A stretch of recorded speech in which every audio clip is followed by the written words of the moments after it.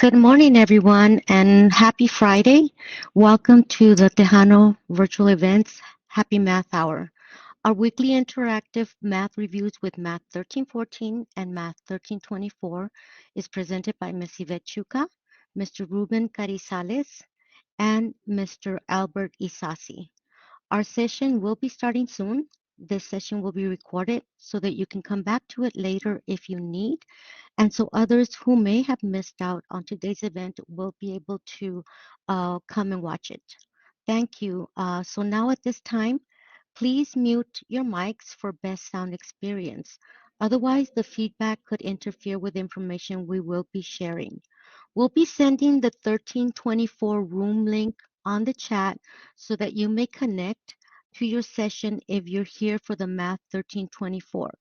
Ms. Dalla, Ms. Patricia, and Ms. Hema will be sending individual messages to everyone to gather your student ID number so that to sign you in. Without further ado, I'll pass it on to our presenters so that they may begin. Good morning, everyone. Thank you for joining us again for our Friday Happy Math Hour. I'll give you a few seconds for those of you who are here for the Math 1324. Again, if you open your chat, you'll find the link to go into that room. So let's give a few seconds for those of you who are here for Math 1324. Again, if you are for Math 1314, please stay with us. We will start. Okay. So again, welcome everyone. And today, for today's session, we are going to go over composite functions, factoring, and inverses. So let's go ahead and get started. So to start off with, let's review a little bit of factoring, because factoring is crucial, especially for this new chapter that you're all about to start, chapter 2, that deals with quadratics, and factoring will play a key role in understanding. So first, let's define what factoring is. So factoring is the purpose of factoring quadratic expressions is to eventually lead to a method of solving a quadratic equation. Okay, so let me show you what we have here. So again, hopefully you've already started this material. And here we have a quadratic function. Again, we did cover this in chapter 1. And for us to be able to graph these, well, we need several pieces of information. We need to know what the vertex are. We need to know its x-intercepts, where the zeros of the graph are. And again, what that means is the where the intercepts are happening, and then the roots. Again, all of these things mean the same thing. The intercepts, solutions, zeros, and roots, they all mean solving for when y equals 0. Okay, so, and again, in this graph, it would be these points that are encircled where they cross the x-axis. All right, so if we are given an equation in general form, right? This is equation minus x squared minus 2x plus b. Again, this general form is in ax squared plus bx plus c. Okay, with our knowledge of factoring, we can see that this equation can be factored in this format, minus x minus 4 times x minus 2. And it would be easy for us to solve for the x values, being that it's in this factored form. And we can easily see that when we solve for x, we have a negative 4 and x equals 2. So what this tells us is these are these things that I was just talking about. These are the x-intercepts of the graph. Again, sometimes the homework will ask you for the solutions. It's the same thing. It'll ask you for the zeros of the graph, what this means, and also the roots of the graph. And this is what they all mean. These all mean the same thing. And again, and for us to get to this situation, factoring was a key role in making our life simpler. So let's go over some factoring techniques or steps, okay? So the first most common way to factor is by factoring what's called our greatest common factor. What is the highest factor that we can factor out from an equation? Okay, that's the first most and most easiest way to do factoring, okay? The second one is to determine the number of terms, okay? So So first, we have several. If Let's look at the first 2a first. If we have two terms, um, we could possibly have a perfect square again, where the x squared plus y squared is considered prime. Okay. We also have what's called perfect cubes. Okay. We have x cubed minus y cubed. We can translate this into x minus y times x squared plus xy plus y squared, or if we have x cubed plus y squared is equal to x plus y times x squared minus xy plus y squared. Now, let me just also remind all of you, um, there for the x squared plus y squared, this means prime. There's no formula that will give me uh, a feature. It's only a difference of squares, no sum of squares. Okay, the sum of squares is prime, means that it's already factored. I can't do anything with it. Okay. Let's look at the 2b. Okay, the 2b is the one that's really going to help us for our class. Again, if you see, we're going to be dealing with a quadratic in general form. And when our a is 1, it'll be an easy factoring. And we're going to go over this. Okay, we're going to show you how easy it is to factor a a tri a three terms that is in this form when a is 1. Okay, the other one that's going to be a little bit more complicated and a little bit more steps is when a is not 1. Okay, when a is something other than 1, but we still have the three terms in this format, the ax squared plus bx plus c. In order for us to completely factor this is by grouping, and for us to find the zeros and solutions and all the roots, we may have to complete the square on these, and we're going to cover all of this. And then the last is when we have four terms by grouping. Now, let me give you a piece of advice and a hint when we're dealing with four terms and by grouping. 9 times out of 10, the way we're going to factor these is just by splitting the equation or function in half and just factoring by grouping. Again, that's why grouping means factoring the left side and the right side. Again, 9 times out of 10 is just splitting it in half. There's that 10% that maybe we have to rearrange the values to get a better result on grouping, but most of the time it's just split that guy in half and you can factor it. And so let's get to it. Let's practice some of these factoring techniques out. But before, again, let's also review some vocabulary. So a quadratic expression is an expression involving a squared term. And hopefully by now, since we've covered quadratics, you anytime that you see an equation or a function within the highest exponent is a 2, we are dealing with a quadratic expression. And again, here are just some examples. Okay, so numbers to multiply in order to get our number low. So let's look at this example. If we're trying to solve our first example, x squared minus x minus 12. Again, I said that this one is since a is 1, this is going to be a way to factor, and this is the easy one. Okay, it's the one that involves the less work. Now, some of us might see these work already or know how to do these really quickly, but we're just going to take it step by step. Okay, so the first way that we want to factor this one is we want to know what the factors of 12 are. So all the factors are 12 would be all the multiples that give us 12, right? So 1 times 12 is 12, 2 times 6 is 12, 3 times 4 is 12. Okay, so the factors of 12 would be these 1, 2, 3, 4, 6, and 12. Okay, so the next thing that you want to do, or if we're just looking at examples of factoring, let's look at what are the factors of 20. Okay, so for 20, the way I can get 20 is 1 times 20 is 20, 2 times 10 is 20, 4 times 5 is 20. So the factors of 20 are 1, 2, 4, 5, 10, and 20. Okay, so these were examples on what factors are. Okay, so let's review what the greatest common factor is, the GCF. So the GCF, the set of numbers that is the largest factors that all are shared, or all the numbers are shared. Yes. So let's look at an example. What is the GCF of 12 and 20? Since I already have the factors here of 12 and 20, I can write them out. And what I'll do is I'll circle the ones that they share. So for instance, the greatest common factors between 12 and 20 are the 1, the 2, the 4. These are the numbers that they share, right? So which of these is the greatest? So the greatest would be 4, right? 4 is the greatest common factor between 12 and 20. So 4 is divisible into 20, and 4 is divisible into 12. So this is what the GCF is.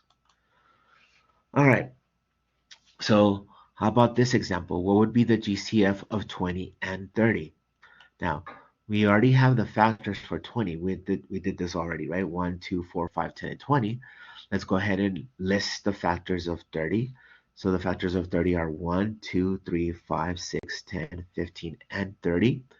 Um, so then, which ones do they share? Well, they share the 1, the 2, the 5, not the 4, and the 10. Okay, so what is the greatest number between these? Well, would be 10. So our greatest common factor between 20 and 30 would be 10. Okay, all right. So what is the greatest common factor between x squared and x cubed? Even though these are variables, we are still looking at the same thing. So let me write these out, okay?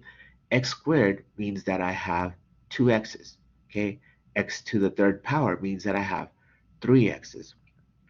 So what do they share? So they both share an x, they both share an x. So the greatest common factor between x squared and x cubed is the x squared. So the best way to see this, excuse me, when we're looking at just variables, the greatest common factor between variables is the variable that has the smallest exponent, okay? If we are dealing with the same variable, the greatest common factor is the one with the smallest exponent. Okay. All right, so again, this is, I just said this.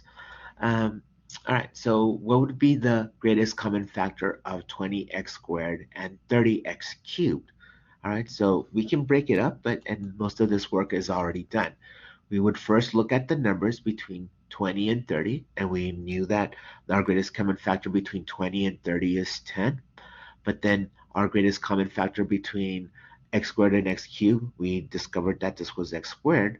So our greatest common factor between 20x squared and 30x squared would be 10x squared. It's these two together. Okay, so 10x squared is the greatest common factor between 20x squared and 30x squared. Okay, all right. So I'm saying this, so this is all what you see here on the slides, right? What is the GCF of 20x squared and 30x squared? The addition of that would be 10x squared. So I can factor that to make my problem simpler, okay? And that's where we're going at. So if I wanted to be able to solve for the zeros on this equation, the best option would be to factor it to make it simpler, to make my life simpler. So here I can factor it into factor out that 10x squared. So now if I wanted to find the zeros for this, I know that a product for it to become zero, one of these two have to be 0, yes? Let me see if we have it here. So let me just finish it just here. So if I wanted to find the zeros here, I would set 10x squared equal to 0, and that's easy. What does x have to be that will multiply to 10 that will give me 0? Well, that is 0. What do I have to put here in order for me to get 0? So here, I would solve for it, right? If I would have a negative 2/3 for x, this would give me 0. But again, this is our ways. These are factoring is crucial for us to help us find solutions or zeros or roots for our quadratics. So let's look at another example. Let's look at this one. We have x times 2x minus 5 plus 2 times 2x minus 5. So what I can do is, again, on this one is easy. I can see something that is being shared by both of these two additions, right? I have an expression over here, another expression over here, but they both share a common, I guess, expression, that 2x minus 5. So since this is common for both, I can factor that expression out, that 2x minus 5. And when I do that, I am going to be left with just the x and the plus 2 that are in blue, right? That's what's left over. So I would add those two. I would do the operation with the outside that's not being um, factor. So again, I'm factoring in a 2x minus 5. So the question you ask yourself, what can I multiply to 2x minus 5 that will give me the x? And what do I have to 2x minus 5 that will give me the plus 2, right? So that's what you're putting here, the x plus 2. And if I would FOIL this out back, I would get back this. 2x minus 5 times x is the x times 2x minus 5. 2x minus 5 times the plus 2 is the 2 times 2x minus 5. Okay? And again, now we have a product that would make it easy for us to factor or solve for the x's. So again, this would be our factor solution. 2x minus 5 times x plus 2. All right, so let's look at an example factor by grouping. Okay, so you see here I have four terms. I have a 2x squared minus 5x plus 4x minus 10. These are all different terms. They're not alike. This term is a squared term. This term is just a 1x or just a linear term, another linear term, and this one's called a constant. It's just a number, right? But just like I said before, um, this particular one is that 10% case that splitting wouldn't help us just factor the left and the right. I think it would be better to rearrange it to have a better or easier way of factoring. Again, you don't have to do this, but what I would do, and actually we did it this way. We're just going to do it the straightforward way. Just factor the left and the right. For me, I would rearrange these factors to make it a little easier, but let me just show you that we can just do it just by factoring both the left and the right.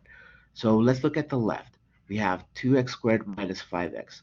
What is the greatest common factor between these two? Well, 2 and 5 are both prime numbers, so they don't share any numbers. But the x squared and x, they share an x. So the GCF for this red one is just dx. So I'm going to factor that out, x times 2x minus 5. And then I look at um, um, to using the second group to get what I need to use next, right? So here, okay, I want to have a perfect square. So what I do is I say, okay, if I want to have a perfect square, I need to have 2x minus 5 on this side. So how can I make this look like 2x minus 5? And what I see is if I factor out a 2 from this right expression, I am going to get this 2x minus 5. So if I do this, if I factor out a 2, 2 times 2x gives me that 4x. 2 times a minus 5 is going to give me the 10. Again, I'm forgetting the x here. No, sorry, the x is here. So the factor grouping, if I put it together, okay, I have this, the x plus 2 times the 2x minus 5. Okay, so we were able to factor out by grouping something that has four terms into just a product of two. And again, the beauty of this is to be easily solved for the x's, right? For the intercepts or the solutions. All right, so let's look at this next example. Again, how many terms do we have here? We have four terms.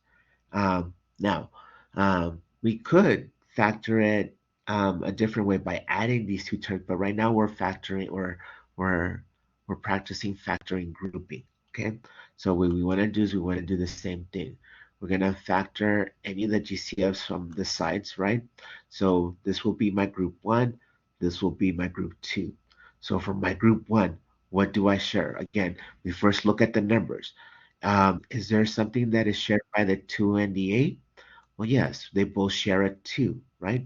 And I list them here just to also review how we're doing this. Instead, some of us, we can see them, and if we can't see them, always do this. There's no shame in writing all the factors. What are the factors of 2?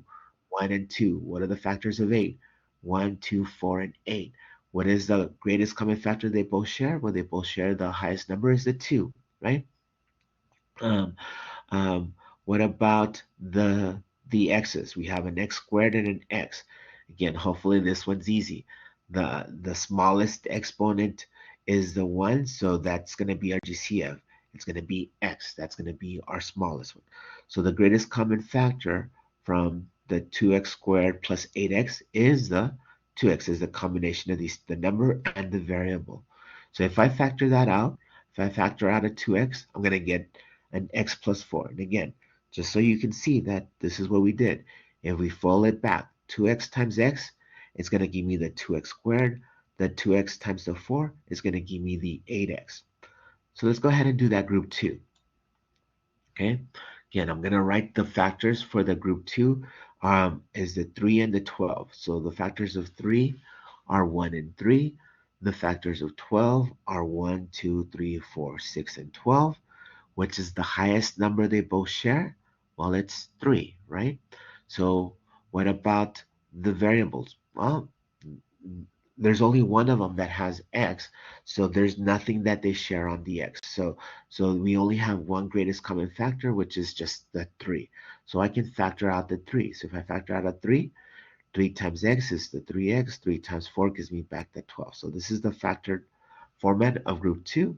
Let's put it together. So if we see here, this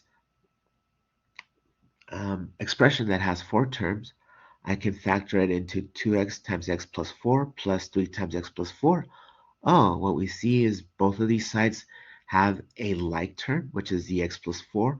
I'm going to refactor that again, the x plus 4. What am I left over? The 2x plus 3. So the factored format of this expression with 4 terms becomes x plus 4 times 2x plus 3. Okay. All right. So let's look at the second way that we can factor.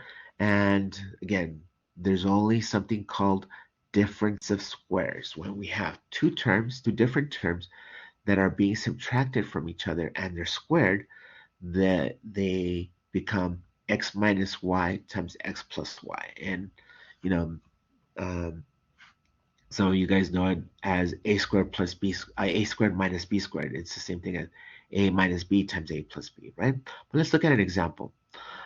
So what are perfect squares? Like for instance, the x to the fourth, we have an x squared times an x squared, or an x times an x. And we're looking at numbers. 1 times 1 is squared. 2 times 2 is a square, right? All of these are squares, right? So it helps to know these numbers because if they gave me something like this, x squared minus 1, well, I know that I can represent 1 as 1 squared because 1 squared is just going to give me 1. So I have my x in the first one would be just x. The y for the second one would be just 1. So x squared minus 1 squared simplifies to or factors to x minus 1 times x plus 1. Okay? So let's look at the second one, x squared minus 4. Again, if you don't see it, it's good to rewrite it, right? I can rewrite 4 as 2 squared. Now I see I have a difference of squares. So the factoring of x squared minus 2 squared would be x minus 2, x plus 2. As you can see, hopefully these are super easy if we know our squares, right? This would be x squared minus 3 squared. And then let's take a minute or two to try the next one. Okay, so I'll I'll give you I'll give you a minute to look at these. Okay, and see if you can do them on your own, and then we can work them out.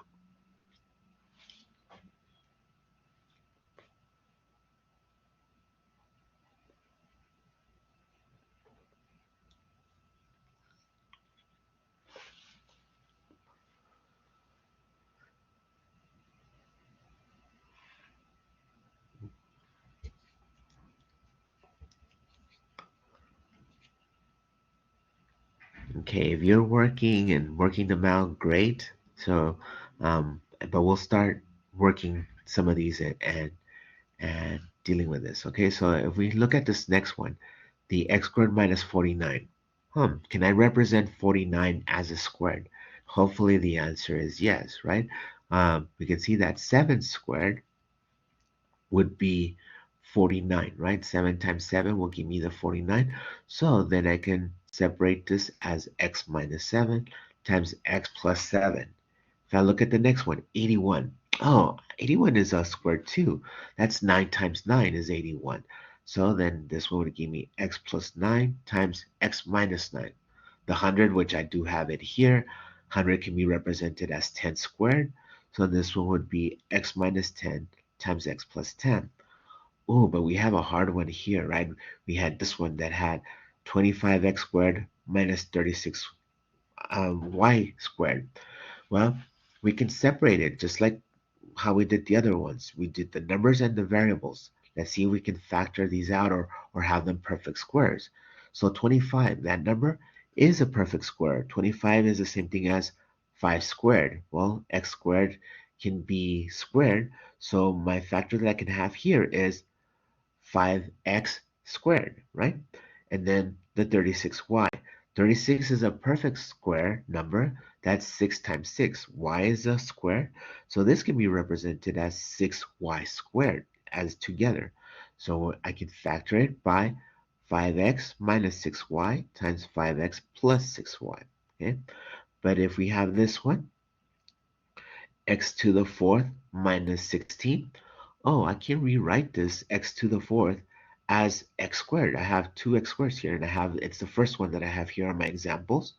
So the x to the fourth can be written as x squared squared minus 16. Well, that's um, um, 4 squared. Okay, so it would give me x squared minus 4 times x squared plus 4. Now, please, there is no such thing as difference of squares, okay? So x squared plus 4, don't don't think it's x minus 2 and x plus 2. No, no, no. This is prime, so it's just left like that. X plus 2 times x plus 2, right? So this is just like that. Okay, let's look at the B. Let's look at the good stuff. This is the one that's really, really, really going to apply to our quadratic that we're going to be looking up this coming week. All right, so when we look at trinomials that are x squared plus bx plus c, again, this is the easy factoring because if you notice, we don't have a value for a here, or a here is here, but it's 1. Yes? So these are the things that we're going to consider, okay?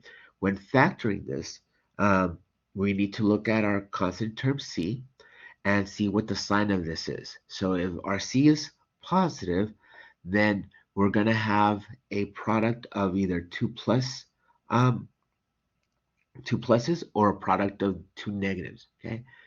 If our constant term c is a negative, then we're going to have different signs. Now it could be either a plus or a minus or a minus or a plus. Now, and I'll tell you which one is which when we see an example. So it all depends on the sign that we want to keep um, as a positive or negative. The value of that number is going to make a difference. Okay, so let's go ahead and look at some examples. Okay, so on these examples they have um, different signs, right? So if we have example number 1, we have x squared minus 10x plus 24. Okay, so on this first example here, we have a positive 24 for our c. Again, this is a is 1, b is negative 10, c is 24. So since this sign is positive, our product is going to be the same sign, which is a plus plus. Okay. This one here, we have x squared minus 7x minus 30. Our constant c is a negative 30. Okay, so since the sign is negative, we're going to have a product of either a plus or a minus or a minus or a plus. Okay, same thing with the set third one. Since we have a minus here, we are either going to have a plus or minus or minus plus. And then the last one, oh, since our C has a positive um, symbol, then we're going to either have a plus plus or a minus minus. Okay? So this is the first thing to look at when we're looking at factoring the easy way. Okay, so now that we have this sign here, that we know that it's going to be the same, well, which one do we pick? Is it going to be the minus minus or the plus plus? And the one that's going to tell you which sign is which is the one that's associated with our B. Since our B has a negative symbol, so then that means that our product is going to be the minus minus. Okay. Now let's fill in the gaps. Let's see how we factor this guy. Okay, so first, since we have an x squared, the x will be our first term on both of our products. This will give us the x squared. Now, to get the second term, it's all about the factors that we just reviewed. Okay, we want to see what are all the factors of 24. So 24 that have the same sign of negative. Uh, Negative 1 times a negative 24 gives me positive 24. Negative 2 times a negative 12 gives me a positive 24. A negative 3 times a negative 8 gives me a positive 24. And a negative 4 times a negative 6 gives me a positive 24 again. But what we want to do is which of these factors, when we add them together, are going to give us a value of negative 10. So negative 1 plus negative 24 is going to be negative 25. That is not negative 10. Negative 2 minus 12, this gives me a negative um, 14, right? A negative 3 with a negative 8, this gives me a negative 11. Oh, a negative 6 with a negative 4 gives me a negative 10. So the values that I'm going to plug in to my problem are these right here. Okay. Um, and again, um, going a little too fast, but this is just what I just said here. So again, the one that we want is this negative 10. We want the two factors to sum up equal to our bx term, and it's negative 10. So what we're going to put in here is these. The negative 6 and negative 4 match, and we'll put them here, and voila, right? We factored x squared minus 10x plus 24 is x minus 6 times x minus 4. And again, this would be an awesome way or a quick way to solve for the x's, or to get the zeros, the solutions, the roots, all of that, the intercepts, right? Okay. All right, let's look at another example. Let's look at the one that has uh, different signs. So if we look at this, again, um, what's going to determine the order is our bx term again here. Since I have a minus 7x, the first sign here is going to be negative. Then the second one would be positive. Okay, and then everything follows suit the same way. Um, we start off with the x again because we have a squared x term, so that's the x times x is what gives us that first x squared term. And then we need to find the cases that to get um, our other factors to fill in the other blanks. Okay, so here the factors of 30, again, of different signs are these. Positive 1 times a negative 30, uh, and so on and so forth. But what we want to do is these factors have to sum up to our bx term, and our bx term that want to be summed up is to this negative 7. So if we go down our list of all our factors and sum them up, which one gives us negative 7?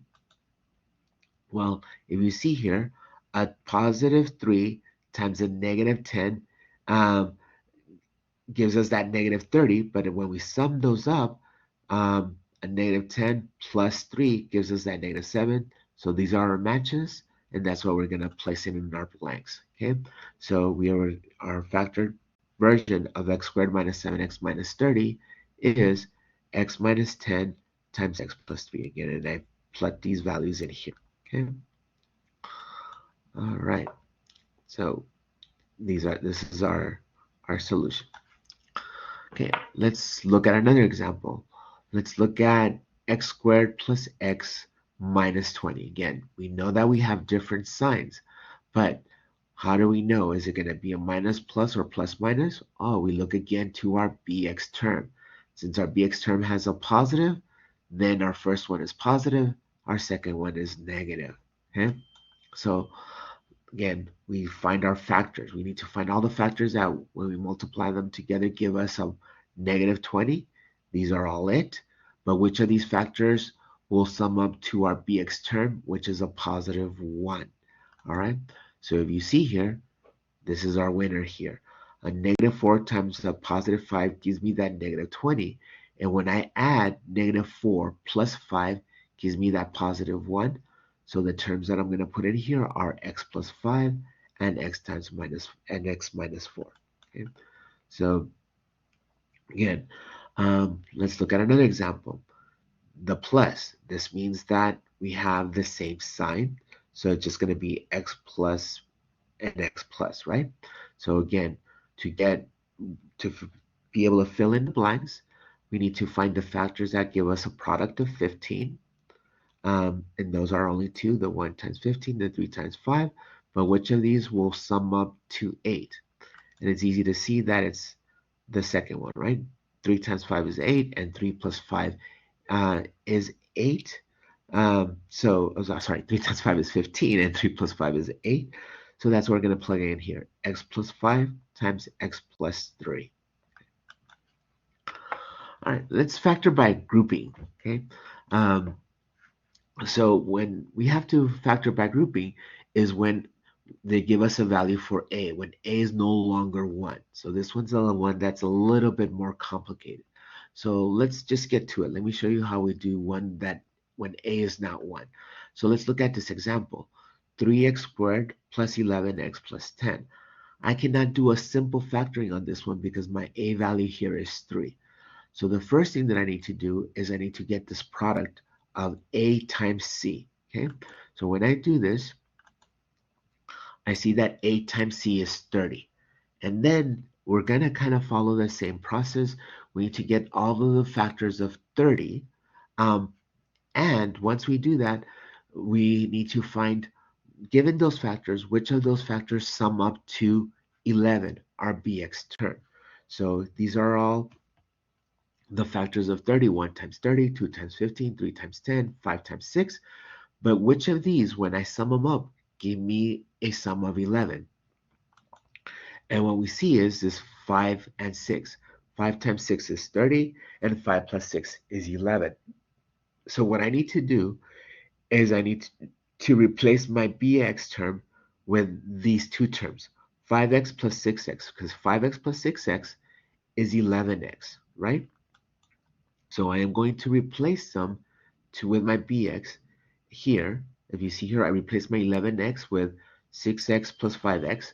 And what I'm going to do now is what I did before. I have four terms I'm going to factor by grouping. I'm going to split this guy in half into two factors. Okay, the first part and the second part. Factor out the first part. What does 3x squared and 6x share? Well, they both share a 3x. So I factor that out. This gives me 3x times 6 plus 2. The right side, 5x plus 10. What do they share? Oh, this side only shares a 5. So I will factor out the 5. 5 times x plus 2 will give me that 5x plus 10. So then I have two expressions that have a like term, the x plus 2. Let's factor that out again. The x plus 2, what am I left with? Just the 3x plus 5. And I've done it. I factored out 3x squared plus 11x plus 10 into the x plus 2, x plus 2 times 3x plus 5. Okay, all right. Let's do another example. Okay? We have this example, 2x squared minus 3x minus 1. This is not example 1. This should be example 2, right? Anyway, so did I have a message here? All right, so again, since my a is not 1, what I'm going to do is I'm going to multiply a times c. And again, don't forget to multiply by the sign of what c is. Sign of c is a negative 9. So 2 times a negative 9 gives me the negative 18. So then I write all of the factors that give me negative 18. Then I want to find out, given these factors, which of them sum up to my bx term, which in this case is negative 3 or the negative 3x, right? So if I look at these, which one will give me the sum of negative 3 is this one. 3 times a negative 6 gives me a negative 18, and 3 plus a negative 6 gives me a negative 3. So I'm going to replace my bx term with these two terms, 3x and minus 6x, which is here. And then I'm going to factor by grouping. Cut this guy in half and separate. Now, I've been putting them, just a little side note, I've been putting them to have easy factoring. But let's say that you put the 3x first and then the minus 6x second. You still would get the same answer, but it might be a little bit difficult as far as the factoring, but it would still work out. But you always want to look at the numbers to make the factoring easier for you. It still work out whichever way you flip them. It doesn't matter. But I'm just putting them in the simplest way, okay? All right, so I have that 2x squared minus 6x plus 3x minus 9. I'm going to cut this in half and factor each half individually. The 2x squared minus 6x, what do they share? Well, they both share a 2x, leaving me with the x minus 3. The 3x minus 9, what do they share? They only share a 3, leaving me with the x minus 3. So the factored version of 2x squared minus 3x minus 9 is x minus 3 times 2x plus 3. Okay. All right. Um, so this was factoring in. I hope you see that it's crucial for us to help us with what we'll be seeing, solving solutions for quadratics, finding the intercepts, finding the zeros, finding the roots. And if you factor, this is the way to go. Okay. So Ms. Chica, would you like to present inverse functions? Yes, thank you, Mr. Carizales. So again, starting next week we're supposed to start with section 2.1 and 2.2, and you're going to be using this quite a bit. So thank you, Mr. Carizales, for going over factoring. The next section is on inverse functions, and this section is from 1.9. So this will also be a good review for you for your tests, and some of you have your tests this week. For my students, it's due on Sunday at midnight, and then my face-to-face students will be getting it probably next week or the week after that. So let's start with inverse of functions. So basically, the inverse definition here, or the symbol, is if you see a power of -1, then this indicates that this function is f inverse. And just we do have a horizontal line test that is going to tell us if something has an inverse. So remember, we use the vertical line test to tell us if it's a function. But this one is horizontal, and then that's going to tell us if it has an inverse. Okay, so if we have a table of values, these are all my x values in the first row, and then my y values is the second row. If I wanted to find the inverse, then what happens here is that we reverse the domain is going to become the range, and then the range becomes the domain. Okay, so here, and then you can put them from smallest to greatest. But if you can see basically the table here, my x's now are my y's down here, and then my y's are now going to be my x's. Okay, so the domain and the range, they just switch. So here we have two graphs, and we want to know, do they have an inverse? Okay, so first of all, they do have to be a function. So here we can see that this is a function because it does pass the vertical line test. If I draw a vertical line anywhere here, it's only going to touch the graph once. Once you determine that it is a function, then we can check to see if it's going to have an inverse.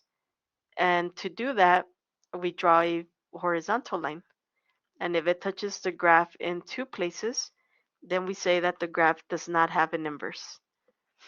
So we look at the second graph. If I draw a vertical line, a horizontal line, sorry, then we can see that the line touches the graph in only one place in the graph.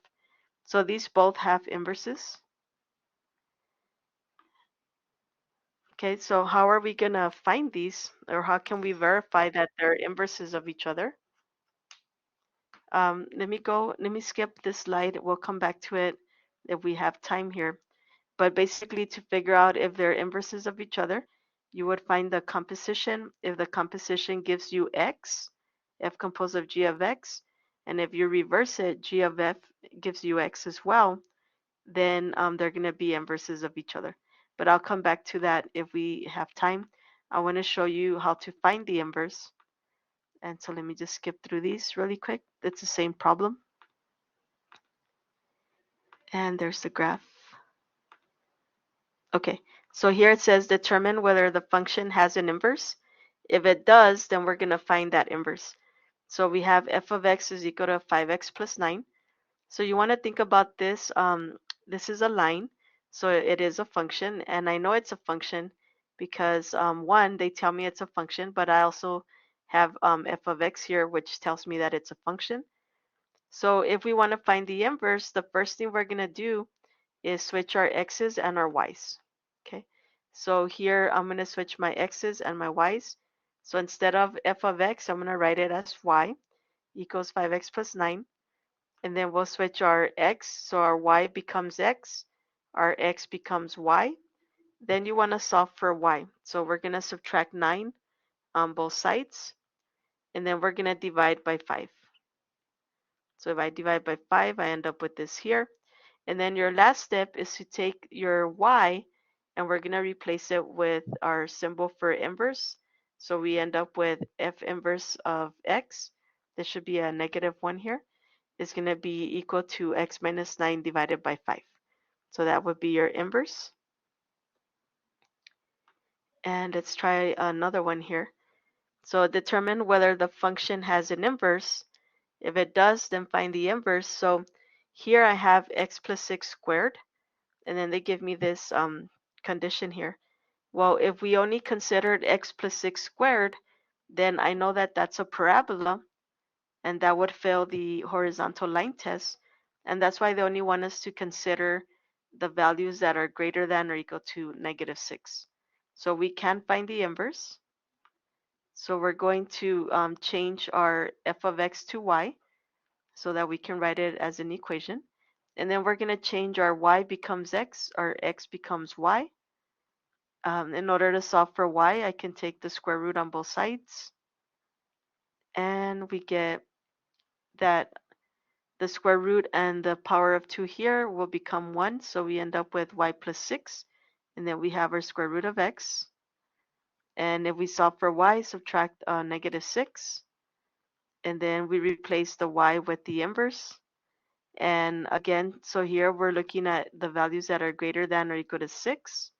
And so that would be your inverse there. Let me see, what time is it? We have time, so I'm going to go back to the one that I skipped so that I can cover that one as well. If you want a copy of this PowerPoint, you can always cover that one as well. If you want a copy of this PowerPoint, you can always download it. Let me go here. You can download it by clicking on right here where my mouse is. On top of it, there's a box with an arrow pointing down. You can click on that and it will download the PowerPoint for you. So if you're given two functions and you want to see if they are inverses of each other, then we have to take the composition of both functions. So we would take the composition of f composed of g of x, but then we also have to reverse it as g composed of f of x. And if they both give you x, then they are inverses of each other. Okay, so just as a review here, whenever you see this symbol here, we can write it as f of g of x. I know that g of x is x squared minus 4, so I can bring this, plug it in for my g of x here, and now I have f of x squared minus 4. So I'm going to take whatever's in the parentheses, and I'm going to take it and put it in for my x in the function f. So when I do that, then we get, for this x, we're going to plug in x squared minus 4, which is right here, plus 4. If we simplify, we get negative 4 plus 4 is 0. So we end up with the square root of x squared. The square root and the x squared will become 1, so we get x. And so this composition is going to result in x. So that's a good thing, but I need to check it if I reverse it. So now we have g of f of x. So it's asking for f of x first, so we're going to enter square root of x plus 4. It's right here. And then I'm going to take whatever I have here, and I'm going to plug it in for x, but in my function g. So square root of x plus 4, I'm going to plug it in for this x. So I end up with square root of x plus 4 squared minus 4. The square root and the 2 the power of 2 will become 1. We like to say that it cancels, but it really cancels because it doesn't really cancel. It becomes a 1 because the square root here has a power of a half. So if you have a power of a half raised to another power, we multiply them, which becomes 1. So now here we have 4 minus 4 is 0, and we end up with x. Okay. So next week, we invite you back. We're going to start with examples from 2.1 and 2.2. And so hopefully most of the classes, that's what the calendar says that we should be in there. For some of us, we might fall behind a little bit, and so eventually we'll catch up, right? But I invite you to come back if you ever need to see one of our presentations again. um, our staff here has been putting links, and one of those links is to the YouTube channel. So you can always go back and watch the videos, or maybe let's say next week you're getting ready to take exam 1, and then the following week you're like, I remember they did factoring. Well, you can always go back and watch that video.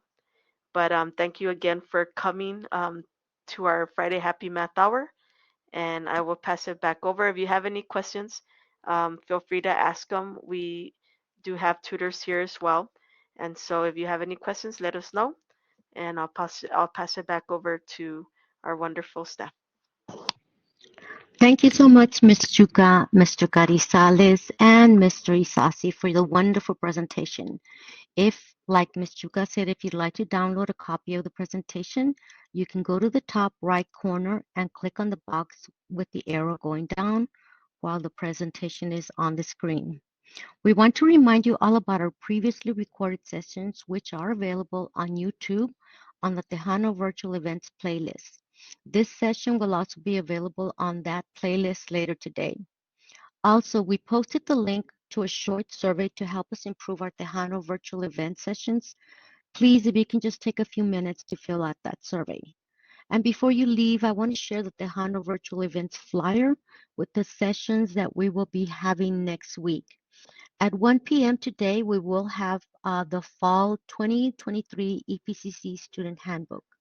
We will be back with Happy Math Hour next week at 11 a.m., where in Math 1314, we'll be covering the synthetic division and complex numbers, and Math 1324, we will be covering solving exponential and logarithmic equations. Our 1 p.m. session next week will be on mental health, which is anxiety, by the EPCC Mental Health Committee. Thank you all for coming in today, and we hope that you all have a lovely weekend. If you have any questions, please feel free to use the chat box or your mic.